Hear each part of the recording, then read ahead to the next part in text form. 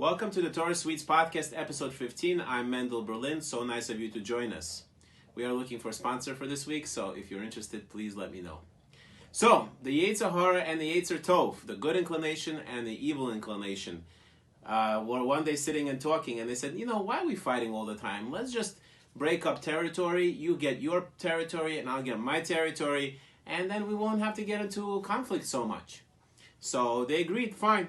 Well, that's what we're going to do. We're going to place boundaries. So the shul and the study halls, the synagogues, they're going to belong to the Yetzer Tov. And the movie theaters and the bars and all of these establishments are going to belong to the Yetzer Hara, to the evil inclination. Deal. And so one day, all of a sudden, Yetzer Hara waltz into the shul, comes into the shul. The evil inclination is walking into the shul. And the Yetzer Tov, the good inclination, says, what are you doing here? I thought we had a deal. I thought we had a pact that you're going to go to your places, I'm going to go to my places. This is not your place, it's a shul. So the Yetzer Hara, the evil inclination, says, look what the people are talking about over here during services. They're talking about sports, they're talking about movies, they're talking about business. This is not a shul, so it belongs to me. We know that speaking in shul is one of the biggest problems that are plaguing the Jewish nation currently. And to look at some of the things that are being said in the Torah about this, it's really, really scary. The Zohar, for example, says somebody who speaks in shul separates the world somehow and has no share in God. And the Me'am Loez adds that somebody who talks in shul has no portion in the world to come. In this week's Parsha, Parsha's Teruma, we see that Hashem tells Moshe to command the Jewish people, right, to build him a Mishkan, and he will dwell there. Now, between you and me, we know that Hashem really is unlimited, and he doesn't need a house. So the question is, why is Hashem asking to build a house? Why is he asking the people to build a house? So to answer, we're going to be a little bit Kabbalistic this week. The Zohar brings down a very famous teaching that Hashem, the Jewish people, and the Torah are one. Chadhu, they're considered one. But when the Jewish people received the Torah at Mount Sinai, they connected in this world with the Torah in a very, very intimate and unique way. And Hashem's presence, so to speak, was left out, whatever this means. Right? I'm not even sure I understand the words I'm saying. However, Hashem decided, he said, I want the Shekhinah, I want the divine presence to dwell with the Jewish people in this world. Because when the divine presence dwells with a person in this world and is in their lives are so much better. Their lives are connected, they are bright, they are full of light.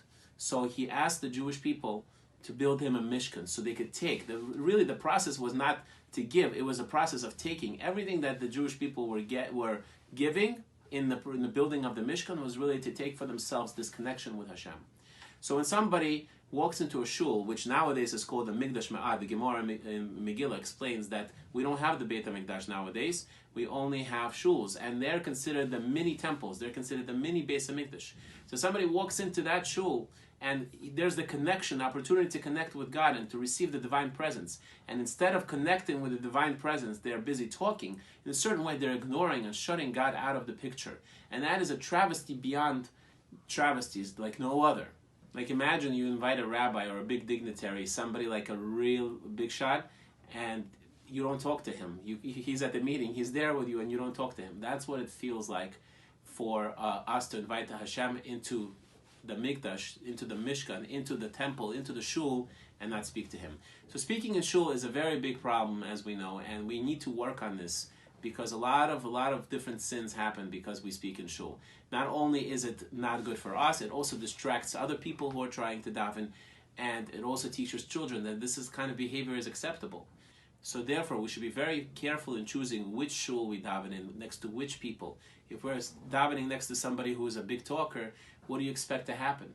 We have to find locations and places where we could connect to Hashem without the outside noise.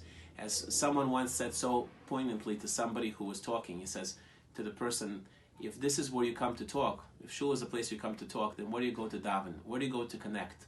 The connection to Hashem is our lifeline, it's our everything. And if we compromise that by talking in shul, we're shooting ourselves in the foot.